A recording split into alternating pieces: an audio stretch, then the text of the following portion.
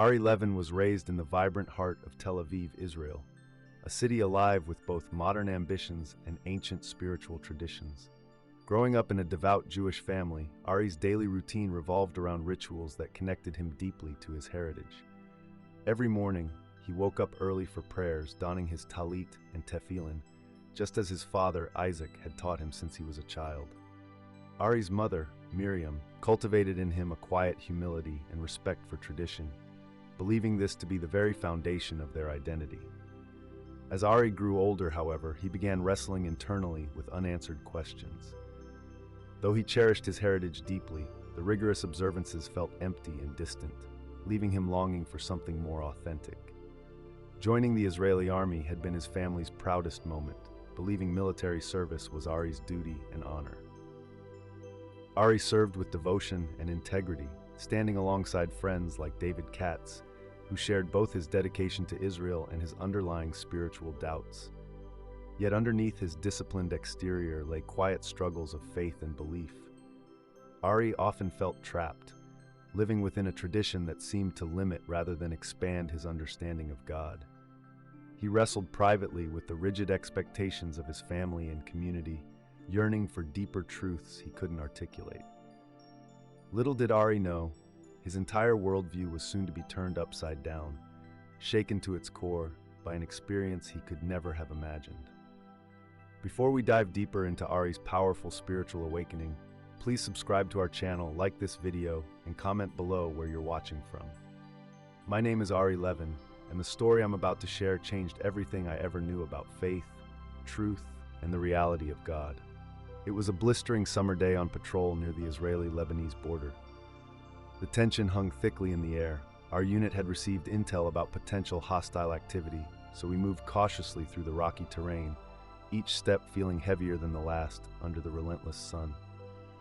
David Katz, my closest friend since basic training, moved silently alongside me, eyes sharp and alert.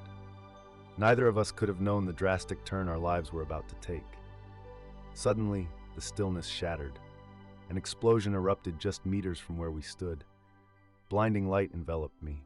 A deafening roar filled my ears. The force threw me violently backwards, and as I hit the ground, a piercing pain surged through my body, followed immediately by numbness. Darkness quickly overtook my senses, pulling me into a void. I tried desperately to move, scream, or even breathe, but nothing responded. Panic seized my heart. Was this death? Fear, confusion, and dread fought within me. Then suddenly, everything shifted. I was surrounded by an unearthly peace, floating gently upward toward a brilliant, warm light that felt both terrifying and comforting.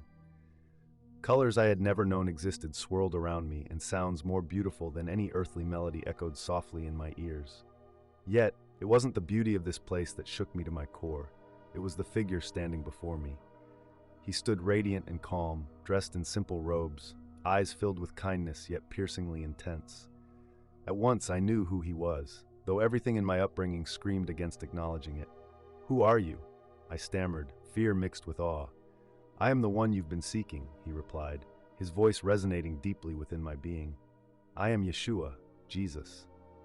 My mind screamed denial, rebellion, confusion. My Jewish upbringing, the traditions ingrained since childhood, flashed rapidly through my mind. "This cannot be," I protested weakly. "This isn't possible." He stepped closer, his gaze penetrating to the core of my soul. "They have hidden truth from you," he spoke gently but firmly. "But now, you see, I am the truth you've always longed for, Ari." I trembled uncontrollably, overwhelmed with emotion. The truths I'd built my entire life upon crumbled instantly. My community, my family. How could I ever face them now? Yet as panic rose within me, his eyes radiated reassurance. Suddenly, visions filled my consciousness, scenes from my life, moments where I'd quietly questioned God, times I had felt profoundly empty within religious rituals, and prayers whispered in desperation for clarity. He had heard them all. "Your heart searched honestly, Ari," he continued. "You've asked sincerely, and now I am revealing myself to you. Do not fear the truth." Emotions I couldn't describe cascaded through me. Confusion, exhilaration, dread. Could everything I'd learned have been incomplete or even wrong? How would I face my father, Isaac, whose dedication to our faith was unshakable, or my mother, Miriam? whose gentle heart could break under such revelations. A sudden sharp tug yanked me away, and I was thrust downward into darkness once more, gasping desperately for breath. Voices shouted my name, and I felt rough hands pressing urgently on my chest. "Ari! Stay with us, Ari!" My eyes flickered open painfully, staring directly into David's terrified face. Tears streaked down his cheeks as medics scrambled to stabilize me. As I lay there, shaken and broken but inexplicably alive, one thought consumed me above all else. They've been lying to us about God. In the weeks following my near-death experience, confusion and turmoil took hold of my life. Physically, my wounds slowly began healing, but spiritually I felt utterly lost, adrift in a sea of questions that had no easy answers. I returned to Tel Aviv, and while everyone celebrated my miraculous survival, inside I was crumbling, desperate for clarity. Every morning, as my parents joyfully prepared for prayers and rituals, I found myself dreading the moments ahead. I could no longer look at our Torah scrolls or hear familiar Hebrew prayers without remembering the encounter. The vision of Jesus burned indelibly into my memory. How could I reconcile what I'd seen with the teachings that were my family's lifeblood? One evening, my father, Isaac, noticing my silence at dinner, placed his hand firmly on my shoulder. "Ari, talk to me. You've been different since your accident." I hesitated, my heart pounding as I searched his eyes for understanding. "I saw something, Abba," I confessed softly. "When I almost died, I saw someone." Isaac's eyes sharpened with concern. "Who did you see?" I inhaled shakily. "I saw Jesus." The atmosphere changed immediately. Isaac recoiled as though struck. "Yeshua," he hissed sharply, the anger tinged with disbelief. "Ari, what nonsense is this? You've been through trauma. It's understandable you're confused." "No, Abba," I pleaded gently. "This wasn't confusion. It was clear, real. He spoke to me. I saw him, and he knew my name." My mother, Miriam, tears forming quietly in her eyes, grasped my hand softly. "Maybe it's your mind coping, Ari. It doesn't have to mean what you think it means." But their reassurance felt empty, dismissive. My parents loved me deeply, yet I saw clearly their fear, that their son was losing his faith, his very identity. Days passed, and the vision of Jesus haunted me relentlessly. At night, I dreamed vividly of him, reliving that encounter repeatedly, each time seeing more clearly the depth of compassion and truth in his eyes. The turmoil inside me intensified. Was everything I'd ever believed, everything I'd lived for, wrong? Desperate for guidance, I approached Rabbi Yosef Cohen, a man I'd respected my entire life. Sitting in the quiet synagogue, my voice trembling, I poured out my story. He listened attentively, yet his face darkened with concern as I described seeing Yeshua. "Ari," he said sternly afterward, "you've experienced something difficult, but this vision cannot be trusted. The Messiah you describe, this Jesus, is not our Messiah. Your mind deceives you, your heart misleads you. Do not let a false vision tear you from your family, your people." I left that meeting more broken than before. David Katz, who had witnessed my survival firsthand, noticed my internal battle. Sitting on the beach overlooking the Mediterranean, I shared everything with him, bracing myself for rejection. David, stunned, stared silently at the waves for several moments before turning back to me. "Ari, I don't understand this either," he admitted quietly. "But I saw you that day. You shouldn't be alive. If you really saw him and he saved you, maybe there is more." David's openness brought me the first glimmer of comfort I'd felt since returning home. Yet, within my household, tensions simmered beneath the surface. Conversations turned quiet whenever I entered rooms. Friends began to distance themselves subtly, unsure of how to react. I felt increasingly isolated, trapped between the undeniable truth I experienced and the deep-rooted beliefs I'd been raised in. One evening, I overheard my parents arguing. My father's voice shook with frustration. "He's abandoning everything we've taught him, Miriam. This isn't just doubt, he's being led astray." My mother's reply, soft yet pained, echoed through the hallway. "But he's our son, Isaac. If we close him out now, we'll lose him forever." Standing silently in the shadowed hallway, I knew one thing for sure. I couldn't deny what I'd seen, no matter the cost. The path ahead was terrifyingly uncertain, yet the truth within me was now unstoppable. Days turned into weeks, and I wrestled deeply, tormented by loneliness and uncertainty. My family's growing distance, my community's suspicion, each interaction filled me with an unbearable heaviness. Yet, despite my fear, the presence of Jesus, his face etched in my memory, became an anchor of comfort I could not deny. One evening, exhausted from the constant struggle within, I wandered aimlessly through the bustling streets of Tel Aviv, the lively hum of cafes and markets blurring into a distant background noise. Lost in my thoughts, I stumbled upon a small bookstore tucked away in a quiet corner I'd never noticed before. Curiosity tugged gently at my spirit, pulling me inside. The shop was dimly lit, shelves stacked haphazardly with books from every era and topic. I moved slowly through the aisles, scanning titles absent-mindedly, unsure of what drew me there, until my gaze settled upon an aged, leather-bound volume, half hidden behind other books. Without thinking, I reached for it, my heart quickening strangely as I brushed the dust from the cover. It was a Hebrew translation of the New Testament, something I'd never dared touch before. Trembling slightly, I glanced around cautiously before flipping open its delicate pages. As I read the first lines of the Gospel of John, chills spread over my skin. In the beginning was the Word, and the Word was with God, and the Word was God. My heart pounded as each sentence seemed to speak directly to my soul, illuminating thoughts that had been buried under a lifetime of rigid tradition. The words were vibrant, powerful, alive. They resonated in a way that made every argument I'd previously held begin to dissolve. I took the book to a small corner table, hidden away from sight, and devoured the words hungrily. Hours passed unnoticed as each passage drew me deeper into truths I'd never imagined possible. When I reached the crucifixion, my eyes filled uncontrollably with tears. Suddenly, the vision I'd seen during my near-death experience made perfect sense. The figure of Jesus, standing radiantly before me in my vision, aligned perfectly with the Jesus described in the scriptures: humble, loving, sacrificial. I was startled by a voice interrupting my thoughts. A gentle, older man had appeared next to me, smiling kindly. "You found something unexpected tonight, haven't you?" Embarrassed, I instinctively closed the book. "Yes, I'm sorry. He waved gently, dismissing my discomfort. "It's all right. My name is Benjamin. I own this shop. Many seekers find their way here eventually.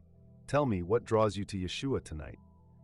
His gentle understanding dissolved my defenses, and before I could stop myself, I poured out everything: the explosion, my vision, the confusion, and the fear of losing my family and identity.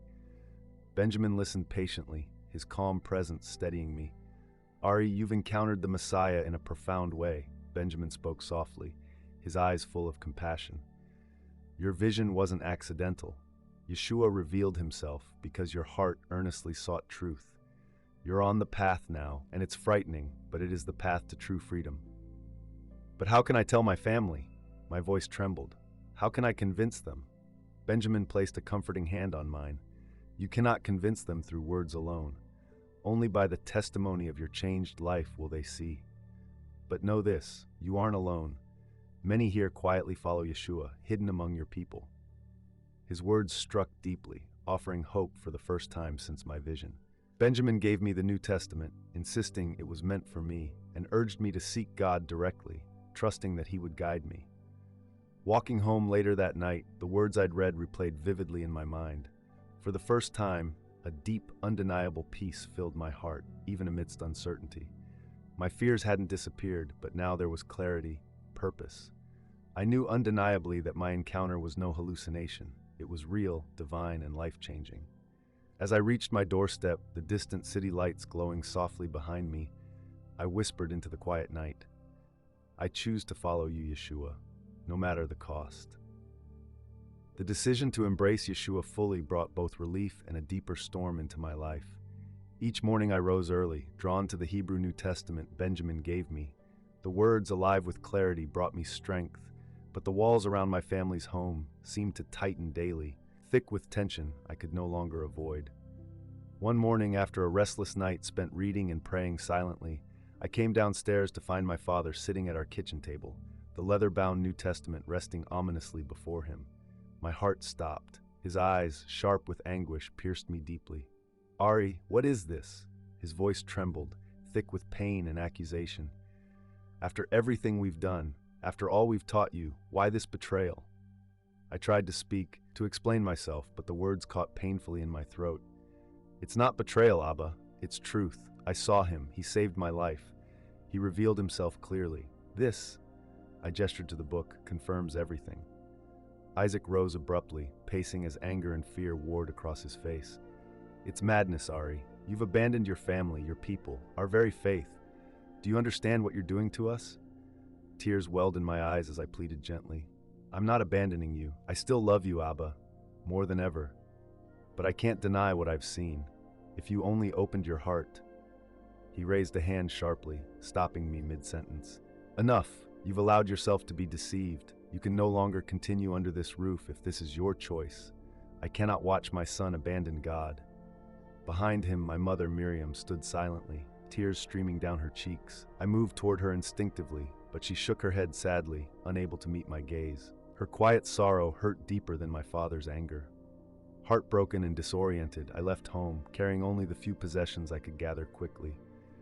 I felt utterly alone, rejected not just by my family, but by the life I'd always known. Yet, amidst the anguish, a strange peace persisted. For the first time, I knew I was not living someone else's faith. I had found my own. I reached out desperately to David Katz, hoping my closest friend would understand. Meeting at a cafe near the waterfront, I explained what happened, fearing another rejection. Instead, David listened patiently, his eyes softening with compassion as I described the confrontation. Ari, I don't fully understand your faith, he admitted finally, but you've never been one to chase fantasies. If you truly saw him, if this Jesus is real to you, I believe something powerful happened. Relief flooded through me as I saw genuine acceptance in David's eyes. Thank you, I whispered, emotion choking my voice. You don't know how much it means to have someone believe me. However, my relief was short-lived. Word spread quickly within our tight-knit community. People I'd known my entire life began avoiding eye contact, whispering as I walked past. At the synagogue, Rabbi Cohen delivered sermons warning against deception, subtly condemning my newfound faith without naming me directly, though everyone knew exactly whom he meant. Yet, even as rejection piled higher, unexpected moments of grace appeared. One afternoon, as I sat alone at a park, Benjamin, the bookstore owner, approached softly. You're not alone, Ari, he reassured gently. There are others here who've experienced what you have.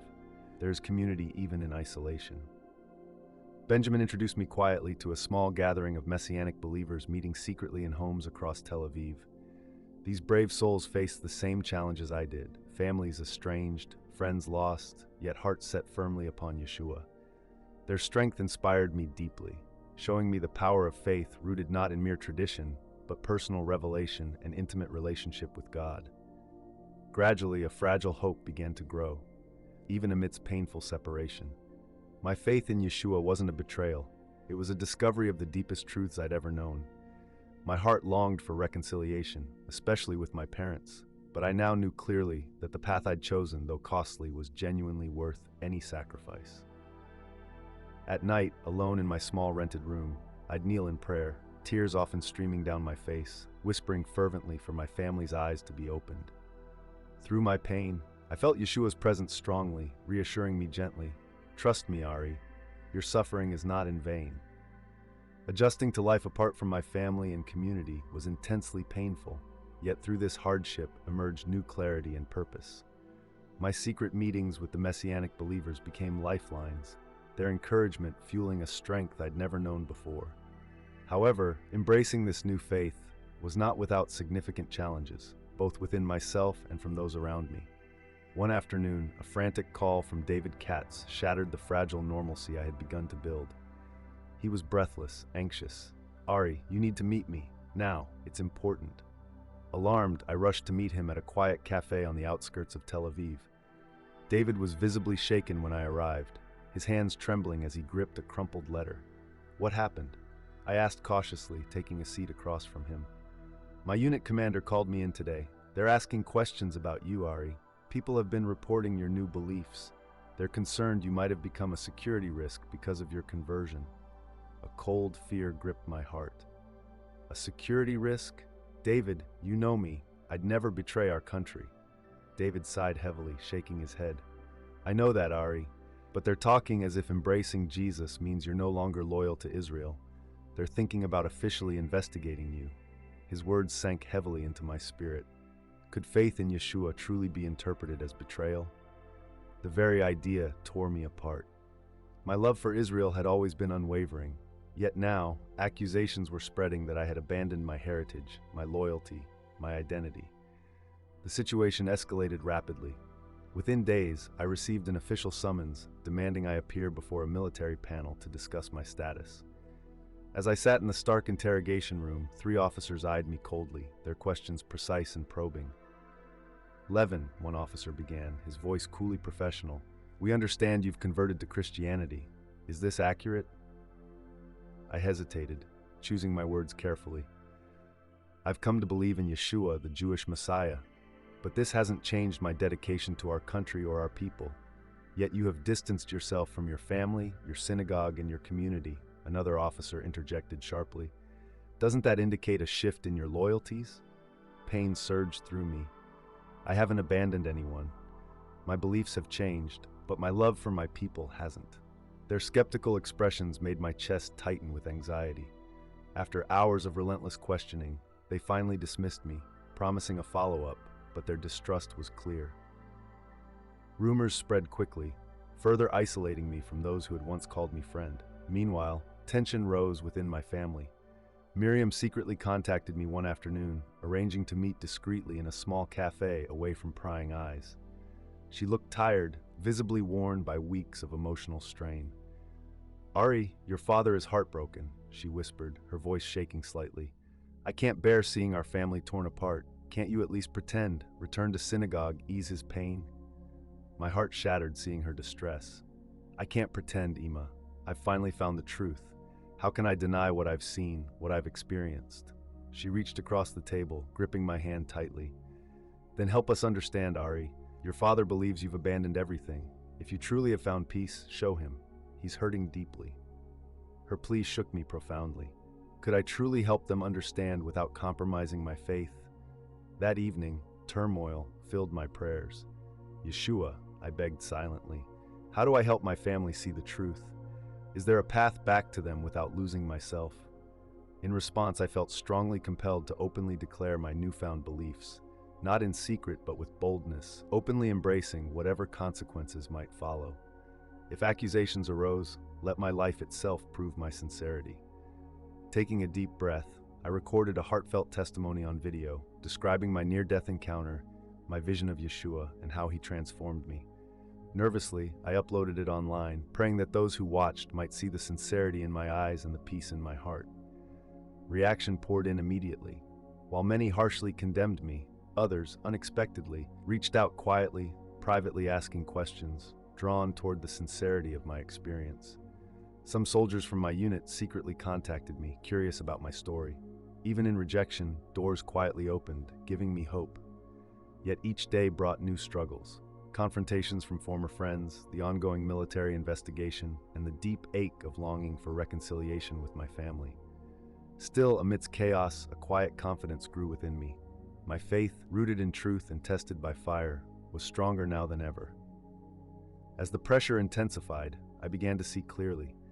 This journey was not just for me alone. It had the power to touch many others desperately seeking the truth beneath their traditions and fears. This revelation both humbled and inspired me, reshaping my purpose entirely. As tensions around me escalated, my internal struggle deepened. Outwardly, I had begun embracing my new identity openly, but inside, I grappled intensely with loneliness, rejection, and self-doubt. Nights grew heavier as the reality of losing my family's acceptance, my community's respect, and even my military honor became increasingly evident. One evening, David Katz invited me to his apartment, away from prying eyes. He'd prepared dinner, but we barely touched the food. Instead, the conversation turned deeply personal, charged with raw emotion. "Ari, I'm worried about you," David confessed, looking straight into my eyes, sincerity etched deeply on his face. "You've lost everything, your family, your community, your reputation. Is it really worth it?" I paused, the weight of his question pressing painfully against my heart.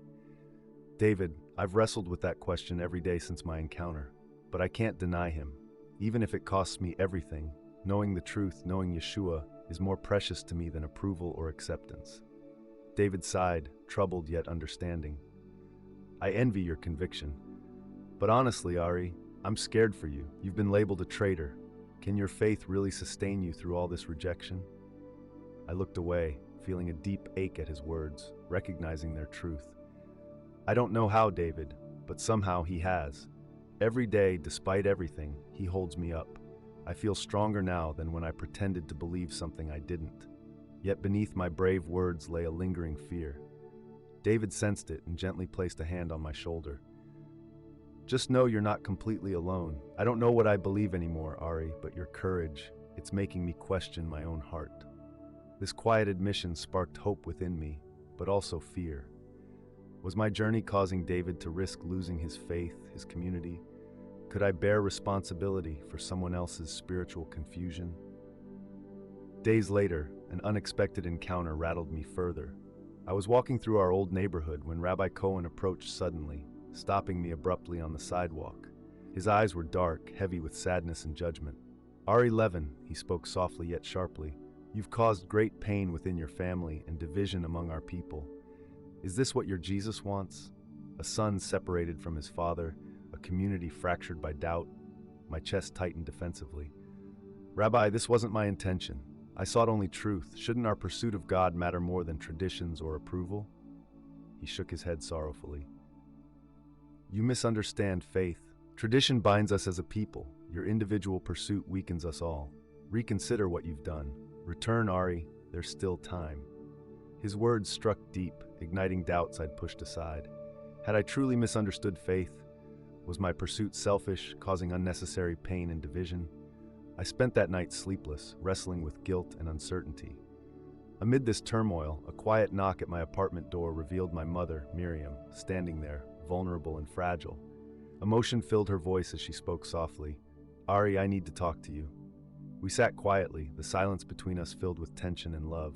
Your father misses you deeply, she whispered finally. He'll never admit it, but he's hurting, Ari. We all are.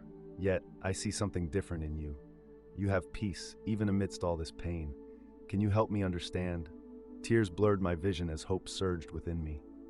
Ima, I found something real, a relationship with God I never knew existed. Yeshua showed me God's love, not as rules or fear, but as grace, compassion, and truth.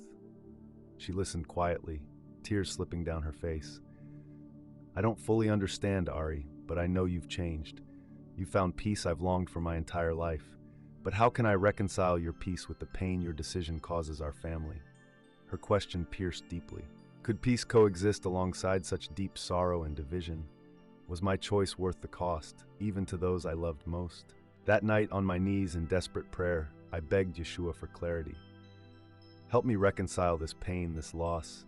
Did I misunderstand your call, or is this struggle truly part of your path? In the quiet, I felt his gentle reassurance, whispering softly in my heart. I never promised a life free from pain, Ari, but through your suffering, others see my love. Your choice is not just for you, it's for those watching silently, longing for truth, even in secret. Strengthened yet humbled, I realized my dilemma clearly. Following Yeshua was not about avoiding pain, it was about embracing truth and love, even at great cost. I couldn't control others' reactions, but I could live faithfully, authentically, hoping my life would speak louder than words. Slowly, despite deep emotional turmoil, I found courage to keep moving forward, trusting that my pain and my faith would somehow bring light to others lost in darkness, just as I once was. Life had settled into an uneasy rhythm, balanced precariously between quiet faith and painful isolation. Though some within my community had softened toward me, others remained fiercely opposed. Yet even as I navigated this tension daily, I sensed something deeper approaching. Another wave of revelation or conflict that would test me even further. One night, my phone rang urgently. David Katz's voice shook with intensity. Ari, it's your father. He's been rushed to the hospital. It's serious. Panic surged through me. Without hesitation, I raced to the hospital, my heart hammering painfully against my chest. As I entered the emergency room, Miriam met me, tears streaming down her face. It's his heart, Ari. He collapsed suddenly. Doctors aren't sure he'll make it. Fear consumed me. Seeing my powerful, unyielding father vulnerable, weak, fighting for life, broke something deep within me. Sitting silently by his hospital bed, listening to the steady rhythm of medical equipment, I whispered desperate prayers, asking Yeshua for mercy and healing. for reconciliation before it was too late. Hours later, Isaac slowly opened his eyes. Disoriented, he looked around, finally settling his gaze upon me. Initially startled, he slowly relaxed, a complex mixture of love, pain, and unresolved anger visible in his expression. "Ari," he whispered weakly, his voice trembling. "You came?" "Of course I came, Abba," I replied softly, tears burning my eyes. "I love you." His eyes filled suddenly with tears. "All this pain, Ari, was it worth it?" My throat tightened painfully. "I never wanted this, Abba. But yes, following him, following Yeshua has changed me completely. I only wish you could see what I see. There's more to God than our rituals. He's real, personal, loving." Isaac closed his eyes, breathing deeply, pain etched deeply on his face. Yet he did not turn me away. The next night, as Isaac slept peacefully, I experienced something deeply profound. Alone in the hospital chapel, I prayed fervently, begging God for guidance. Suddenly, the room filled with an extraordinary, palpable presence. Warmth flooded over me, and a voice, gentle yet powerful, spoke clearly into my heart. "Ari, through your suffering and faithfulness, your family will see me. Trust me, even now, when everything seems darkest." Overwhelmed by peace and reassurance, I opened my eyes, tears flowing freely. Could this promise truly be real? As I left the chapel, Miriam stood quietly outside, waiting anxiously. "Ari, something just happened.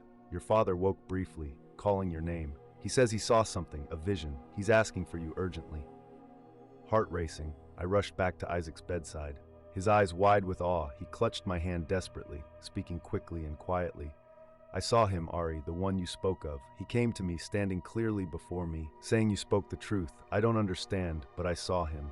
Emotion overwhelmed us both. My father's revelation sent shockwaves through our family. Isaac, the unwavering traditionalist, had encountered Yeshua himself, a fact impossible for him to deny. Yet as word spread within our community, opposition intensified dramatically. Rabbi Cohen, deeply troubled, confronted me openly in the hospital hallway days later, his voice trembling with anger and confusion. "What have you done, Ari? You've poisoned your father's faith with deception. You've led your family astray. This stops now." His confrontation pierced my heart, filling me with guilt and doubt. Was I truly responsible for destroying my family's faith, their community standing? Had my pursuit of truth caused irreparable damage? That night, tormented by doubt, I cried out once more to Yeshua. Have I led my family astray? Am I responsible for this division? In response, clarity flowed powerfully through my heart. "Ari, truth brings division only because some fear change. You haven't led anyone astray. You've revealed me. Your father's vision wasn't your doing, it was mine. Trust this path." Despite mounting pressure, renewed accusations, and escalating community tensions, I knew unmistakably that Yeshua himself was actively working, even amidst chaos. Isaac's vision had dramatically altered our family dynamic, igniting both hope and controversy, and making clear that my story had become about much more than just my own faith. It was shaking the foundations of those around me. Yet in my heart, despite turmoil, uncertainty, and fear, a renewed, powerful confidence emerged. Yeshua was undeniably real, working even now to reveal himself to those who needed him most, through struggles, visions, and even painful confrontation. Isaac's vision had shaken our community deeply, sending ripples far beyond our family. While some dismissed his encounter as a delusion caused by illness, others quietly pondered the possibility of truth hidden behind tradition. My father's softened heart toward me created new openings, fragile yet profound, for healing and understanding. Weeks later, my father finally returned home, still weak physically but spiritually transformed. He asked me privately to meet him alone, away from prying eyes, in the quiet of his study, the place I'd once feared because of his authority, now filled with humility and openness. "Ari," he began, his voice quiet yet steady, "I've spent my whole life dedicated to protecting our faith and traditions. I believed following our rituals was the only way to honor God, but now I'm no longer sure." I listened intently, my heart beating fast with anticipation. "What changed, Abba?" He paused, deep emotion visible in his eyes. "When I was in the hospital, I saw him clearly. Yeshua stood before me. He wasn't angry, judgmental, or distant. He radiated love, love I've never known before. I can't deny it, Ari. It's shaken everything I believed." My eyes filled instantly with tears. "What will you do now?" "I don't know yet," he admitted, vulnerable for the first time in my memory.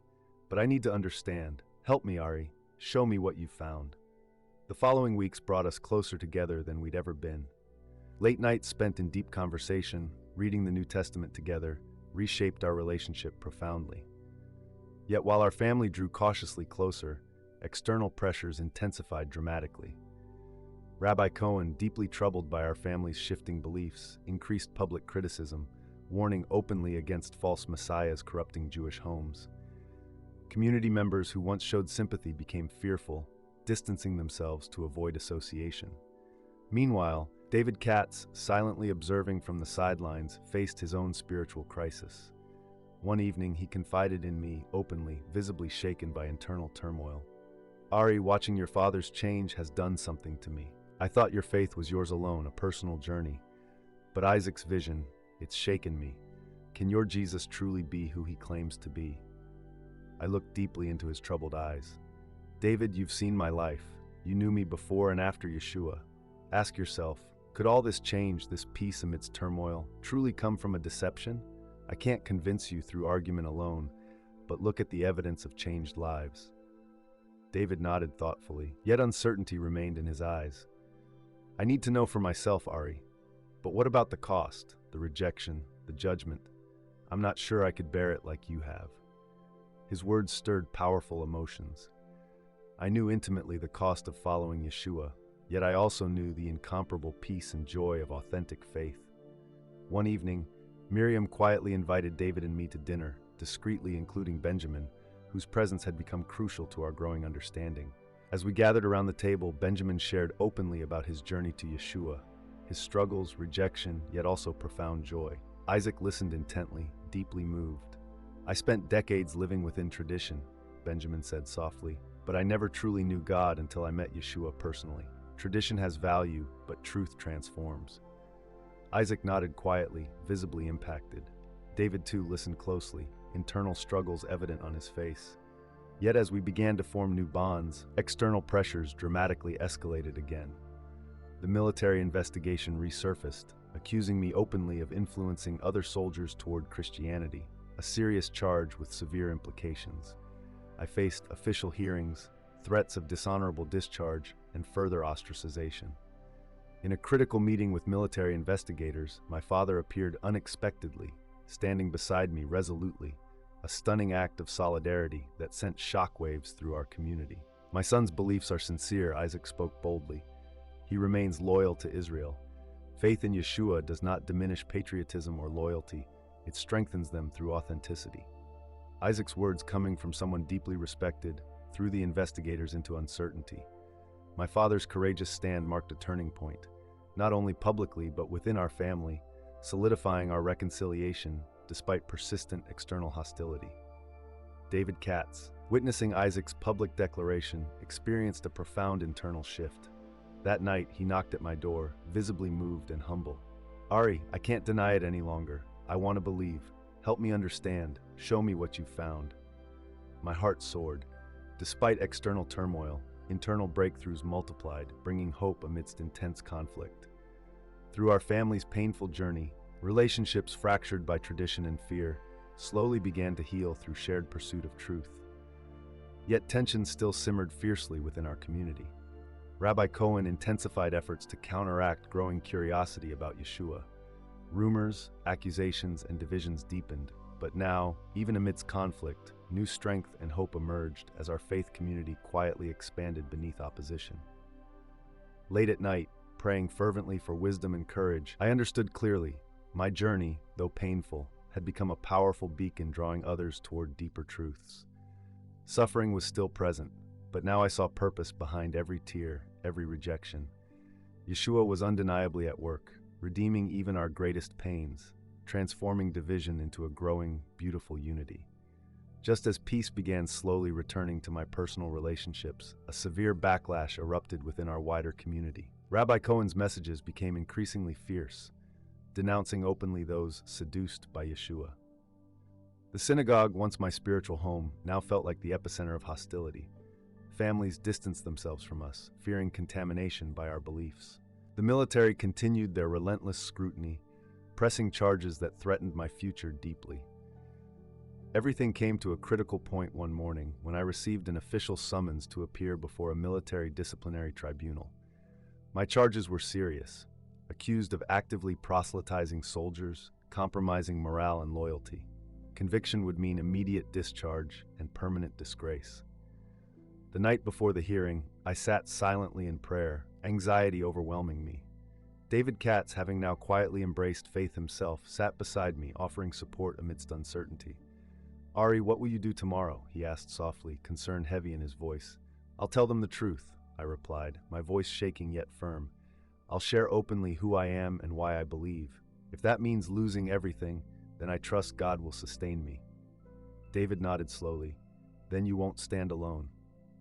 Early the next morning, I entered the tribunal chamber, stern faces of officers greeting me coldly. Seated quietly behind me were Isaac, Miriam, David, and even Benjamin, offering silent yet powerful support. The lead investigator's voice resonated sharply. "Ari Levin, you are accused of undermining the morale and unity of your unit by promoting foreign beliefs incompatible with the Israeli Defense Force's values. How do you respond?" Taking a deep breath, I spoke clearly, humbly, yet boldly. "I've never undermined my fellow soldiers. I've served faithfully, loyally, but yes, I believe in Yeshua as the Messiah. My faith does not compromise my love for Israel. It deepens it." A heavy silence filled the room. Isaac suddenly rose, surprising everyone. "May I speak?" The tribunal hesitated briefly before nodding cautiously. "My son is not guilty of disloyalty," Isaac declared firmly, voice filled with conviction. "If loyalty means denying truth and hiding authentic faith, then we misunderstand loyalty itself. Ari's beliefs have challenged our family profoundly, but they've also brought us closer to the God we all seek." His courageous declaration stunned the room. David rose quietly next, speaking calmly yet powerfully. "I served beside Ari, watched him nearly die for our country. His faith in Yeshua doesn't weaken his loyalty, it deepens his courage. I'm here today because Ari's faith has inspired me." The tribunal listened intently as one by one, others stood, offering testimonies of my integrity, faith, and unwavering loyalty. Benjamin spoke of changed lives within our community, soldiers quietly seeking truth because of my openness. Yet despite emotional testimony, the officers adjourned, promising to deliberate the evidence. The uncertainty left me deeply unsettled. Late that evening, as I sat alone anxiously awaiting their verdict, Rabbi Cohen approached quietly, his face softer than I'd ever seen.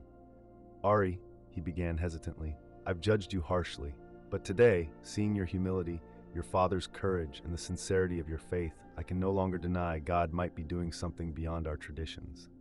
I stared in stunned silence, overwhelmed. "Rabbi, what are you saying?"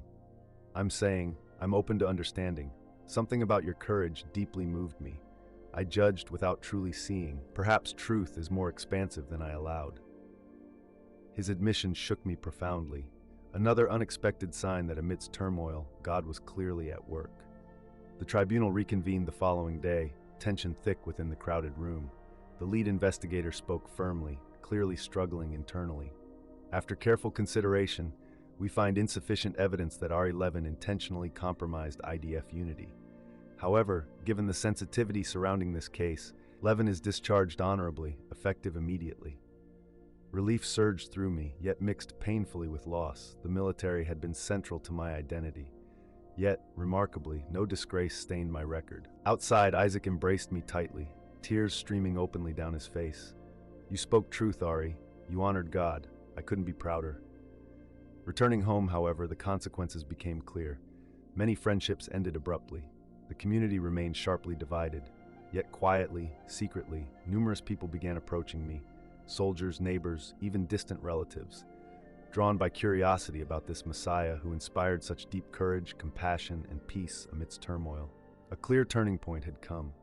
Though officially discharged, I sensed my true mission had only just begun, helping others discover authentic faith beyond tradition or fear, despite ongoing risks and sacrifices. My suffering wasn't meaningless. Through conflict and rejection, others had glimpsed something real. The undeniable power of truth lived courageously. My choice to remain faithful, regardless of cost, had sparked deep change not only within me, but also in the hearts of many who watched silently. After my discharge from the military, life shifted dramatically. Though relieved to avoid disgrace, I felt a profound emptiness. Losing the military had meant losing part of my identity. Yet I quickly realized this painful separation marked the beginning of a greater purpose, sharing the truth I'd discovered openly, despite ongoing opposition.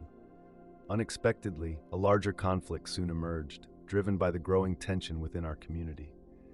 Rabbi Cohen's surprising openness toward my faith sparked anger and fear among community leaders, who saw his shift as betrayal.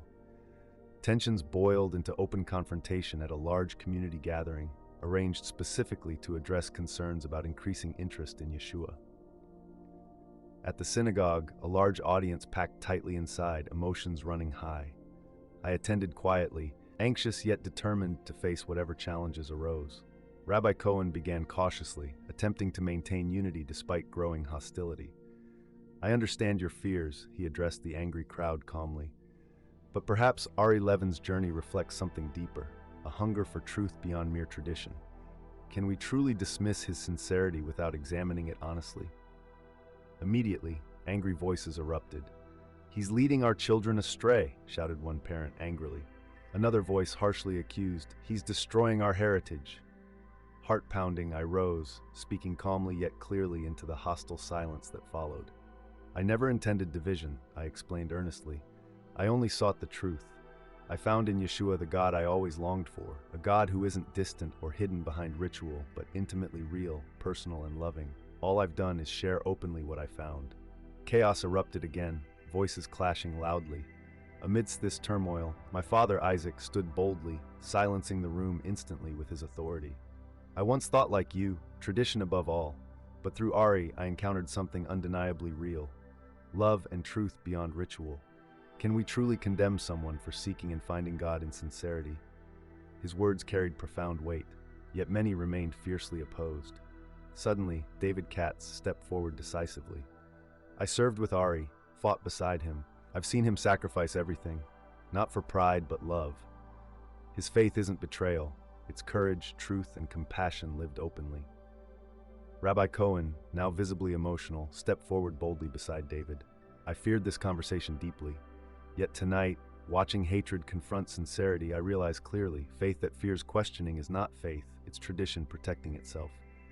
Perhaps God is greater than our fears, even if his revelation challenges everything we thought we knew. His boldness sent shockwaves through the assembly.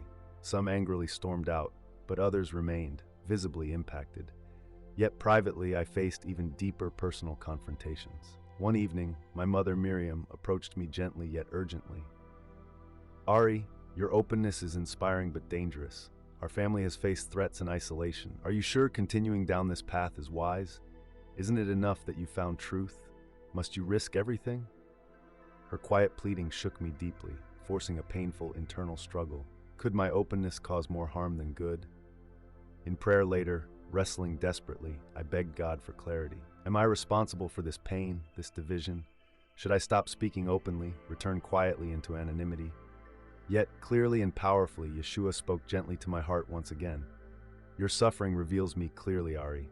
Truth must be lived openly, courageously. Only through authenticity will others find the courage to seek me fully."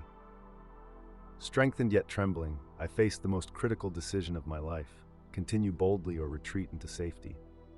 The next day, standing before a growing crowd drawn by controversy, curiosity, and genuine seeking, I publicly declared once again my unwavering commitment. I can no longer hide what I've found. Yeshua is real, alive, transforming lives, even amidst controversy. I won't retreat from truth simply because it's painful. Authentic faith is worth every sacrifice. My bold declaration ignited a fierce backlash, intensifying threats, rejection, even physical hostility.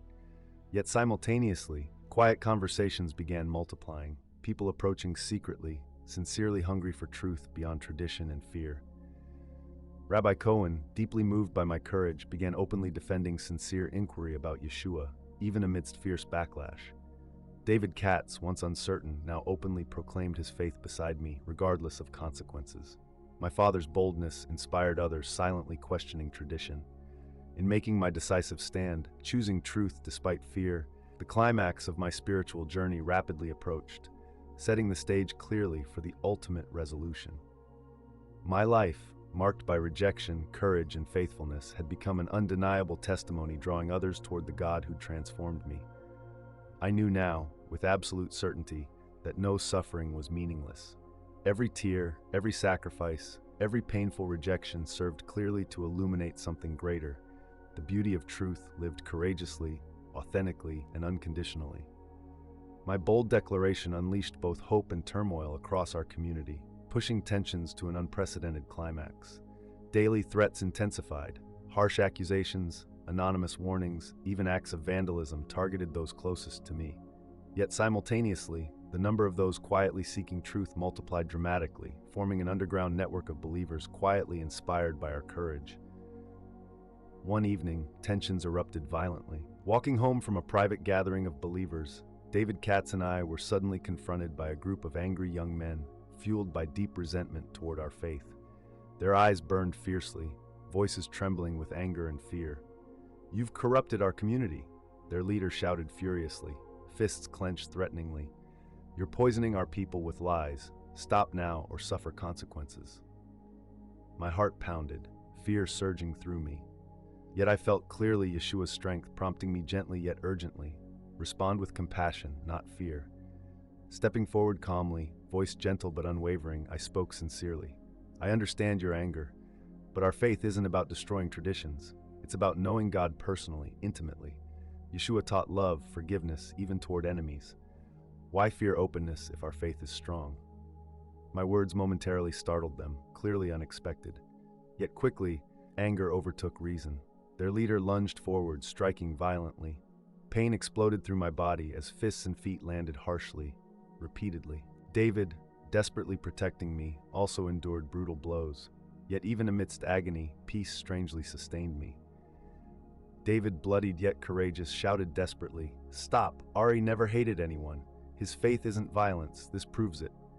Finally, exhausted and alarmed by their own violence, the attackers fled, leaving David and me broken, bloodied, but alive. News of the attack spread rapidly, deeply shocking our community. Isaac, profoundly shaken, approached me privately afterward, emotions raw with anguish. "Ari, your courage inspires, but the cost is unbearable. Is this suffering truly necessary? Hasn't our family suffered enough?" His questions pierced deeply, echoing my own internal struggles. Was this pain truly justified? Had I misunderstood my calling, pushing too boldly? Yet powerfully, gently, Yeshua spoke once again clearly within my heart. "Ari, suffering exposes hearts clearly. Through pain, love shines brightest. Your sacrifice is not meaningless. It draws others toward me." Strengthened yet humbled, I chose once again to trust completely, despite unbearable pain. Days later, a large community meeting was organized urgently. Hundreds gathering, drawn by intense emotions, curiosity, fear, and hope. Rabbi Cohen courageously opened, voice trembling yet bold. "Our community stands divided painfully. Ari Levin suffered violence, not for hatred but sincere faith. We must honestly ask ourselves, why does authentic faith frighten us deeply enough to inspire violence?" He stepped aside quietly, inviting me forward amidst intense silence. Physically battered, yet spiritually strengthened, I addressed the tense gathering openly, humbly, yet courageously. "I've suffered greatly, but willingly, for the truth I've found. Yeshua taught us to love enemies, forgive attackers, sacrifice ourselves courageously.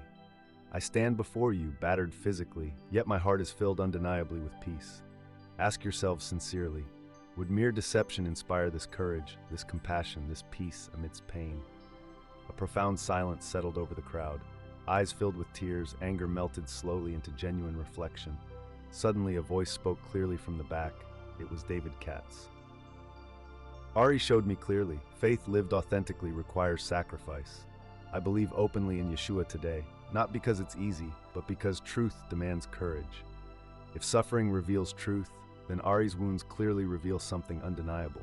Yeshua transforms lives, inspires courage, and empowers forgiveness even toward enemies." David's courage sparked deep emotional response. One by one, voices rose quietly across the gathering, soldiers, neighbors, former critics, testifying powerfully how Ari's courageous suffering inspired them deeply, moving their hearts toward seeking authentic faith beyond fear or tradition. Rabbi Cohen finally stepped forward once more, deeply emotional yet resolute. "Tonight, I've seen courage powerful enough to challenge even my deepest fears. Perhaps God truly is greater than traditions and fears. Perhaps Ari's faith deserves honest, courageous exploration. His bold admission profoundly impacted everyone. Many openly wept, moved deeply by courage, sincerity, and powerful forgiveness displayed through pain. Yet while many hearts softened openly, others hardened fiercely, angry at perceived betrayal of tradition. Conflict remained, yet now clearly defined: fear versus courage, tradition versus truth, hatred versus love. Standing quietly afterward, broken physically yet spiritually strengthened, I understood clearly. My pain, rejection, courage, and sacrifice served powerfully to illuminate Yeshua's undeniable reality, love, and transformative power. My story had reached its climax, emotional tension at its peak, hearts clearly divided, truth openly confronting fear. Yet clearly, powerfully, unmistakably, Yeshua had spoken. My suffering was never meaningless. It clearly revealed authentic faith, transforming hearts powerfully, undeniably, irreversibly. The stage was now clearly set for my final ultimate confrontation, the emotional climax promising powerful transformative resolution, shaping forever the future of those who watched courage, faith, and truth revealed undeniably through painful yet beautiful sacrifice. The emotional intensity building over the previous months finally exploded into a moment that changed everything. The community remained deeply divided, but quietly, beneath anger and fear, hearts had begun softening dramatically. My suffering, physical, emotional, and spiritual, had forced everyone to confront deeply held fears and beliefs. Yet the climax of my spiritual journey was still to come, a moment of redemption, reconciliation, and divine grace more powerful than any pain endured thus far. One evening, Rabbi Cohen, deeply burdened by ongoing conflict, organized a community-wide gathering, one he called an evening of truth. Hundreds filled the synagogue, driven by curiosity, anger, hope, and fear. Isaac, Miriam, David, Benjamin, and I sat quietly near the front, aware that tonight would decide much more than personal relationships. Tonight would determine the spiritual direction of countless hearts. Rabbi Cohen opened solemnly yet powerfully. Tonight we face openly the deepest questions dividing us. Ari Levin suffered greatly for his faith in Yeshua. Yet his suffering, his courage, compassion, and forgiveness amidst brutality challenges us profoundly. If truth inspires courage and love, can we truly dismiss Ari's testimony lightly? The silence was heavy, tense with expectancy. Rabbi Cohen turned gently toward me, inviting me forward. Rising slowly, heart pounding yet courage steady, I faced my community openly, aware tonight would define forever our shared spiritual future. I stand before you not in anger, judgment, or pride, but humility, compassion, and deep love, I began clearly, voice gentle yet strong. My suffering wasn't meaningless. I endured pain willingly because Yeshua endured infinitely greater suffering for us all. He faced hatred, rejection, even death to reveal God's love powerfully, undeniably. How could I do less? As I spoke, quiet tears filled many eyes. I continued gently, "Tonight I openly forgive everyone who harmed me, not because it's easy, but because forgiveness reflects Yeshua's heart powerfully. My wounds heal, but your hearts matter even more deeply. If my pain opens hearts toward truth and love, it's worth every sacrifice." Quiet sobbing filled the room. Unexpectedly, my attacker, the young man who'd beaten me, rose trembling, stepping forward openly, tears flowing uncontrollably. "Ari," his voice shook painfully, "I harmed you deeply, yet you forgive openly. I've never experienced forgiveness like this. Your courage haunts me powerfully. Tonight, seeing your humility clearly, I'm deeply sorry. Can you forgive me?" Emotion surged powerfully through me, tears filling my eyes. Without hesitation, I embraced him openly, whispering sincerely, "You're forgiven, fully, completely. Yeshua forgives even more deeply." Our embrace ignited deep emotion throughout the gathering. Suddenly, Isaac stepped forward boldly, addressing everyone clearly. "Tonight, I see clearly what tradition alone could never teach. Authentic love revealed powerfully through courageous forgiveness. Ari's suffering taught me humility, love, and truth more powerfully than rituals ever could.